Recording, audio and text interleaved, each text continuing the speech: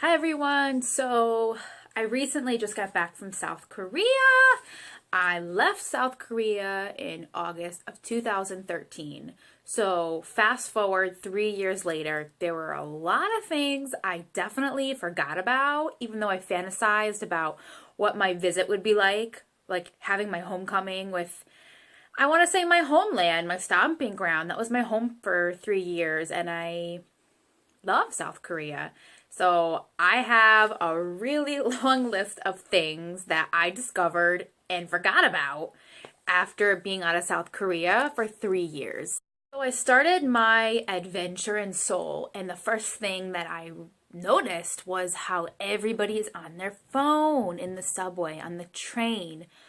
Everyone is on their phones. It blew my mind. I forgot that in this time everyone spends their phone while traveling. Maybe it's like that in the rest of the world, but I remember when I was in Korea, I always saw people on their phones and I was like, wow. But this time I noticed it. So going through convenience stores at night, you want to buy a snack or a bottle of water or my favorite Denmark drinking yogurt. I forgot how bright the lights are in the convenience stores. It honestly blew my mind. I'm like, it's so bright in here, like the fluorescent lights, super, super bright. So a memory of my past was always getting pushed and shoved while waiting in lines, whether it's at the train station or for a bus station or while I'm walking, being pushed and shoved by, I don't want to say just ajumas and ajushis, but the general population. Totally forgot about this. So it's my last day and I'm on the train from Daegu Station to Seoul Station on the slower train, the Mukongwa. Hope I'm saying it right. I'm telling you, I had all my bags, and there's an ajushi. He pushes me from behind, just pushes me, and just goes around me and sits down, like, "Arr!" And he takes a full newspaper and just covers his head. It was just a whirlwind. I didn't even know what happened. It happened so fast, but I forgot about getting. So my first year of living in Korea, I lived in rice paddy land, makgeolli land, the middle of nowhere. So I knew what the countryside looked like. But coming back to Korea, taking the train from Seoul Station down to Gumi, I really forgot, especially after traveling the world a bit after Korea, I totally forgot how the countryside more or less looks the same. And I don't mean that by any means in a negative way about how Korea is, how it looks. I honestly forgot.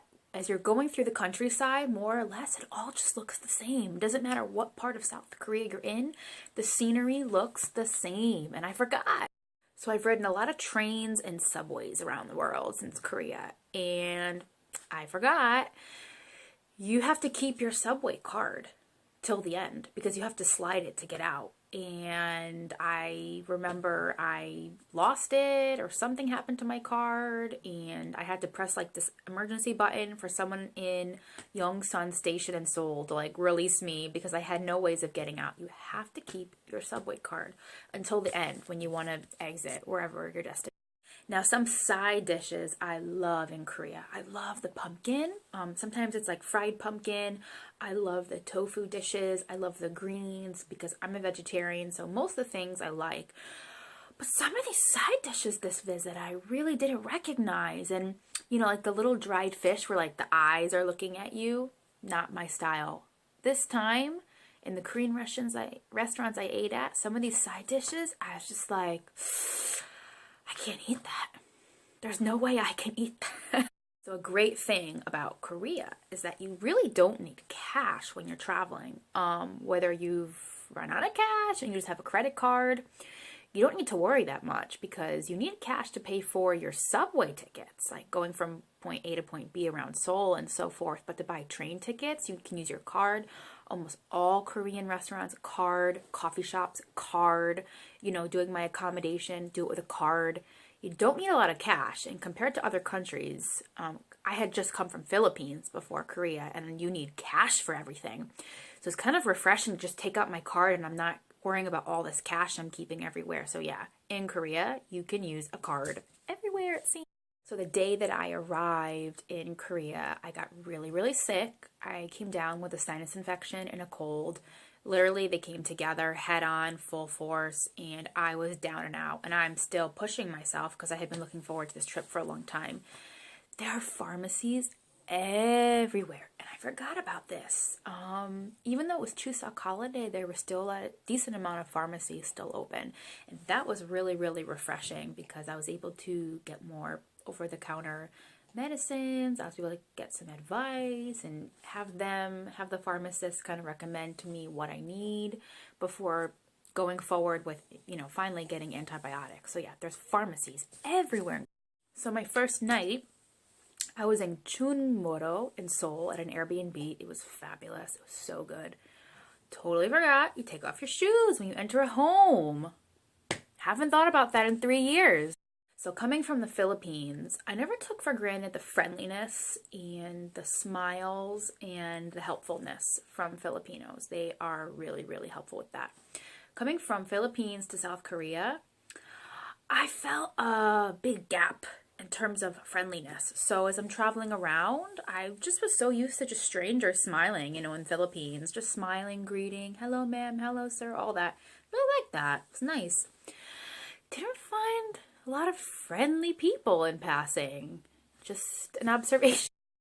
So as I was going around the city, one of the things I noticed and forgot, I keep saying I forgot how Korean women really dress themselves up and look so beautiful and, to the nines. Full makeup, beautiful outfits, beautiful hair. Korean women can really do themselves up really nicely. And like walking through Itaewon, in Myeongdong, and just around Seoul, I was just looking at a lot of beautiful Korean women. I never forgot that Korean women are beautiful. However, in person, to see that kind of done up beauty, I mean, that was a major difference coming from Philippines, where it's kind of like come as you are, wear whatever you want. It's too hot to wear a full face of makeup. So Korean women are really, really beautiful, and it would be nice to see them wearing less makeup, because just because you wear makeup doesn't make you beautiful. You're beautiful without makeup, but Korean women are very beautiful. And in South Korea, you don't tip. Whether it's at a restaurant, a cafe, I got my hair cut, they're not expecting a tip. It's just not part of the culture. I didn't forget about that.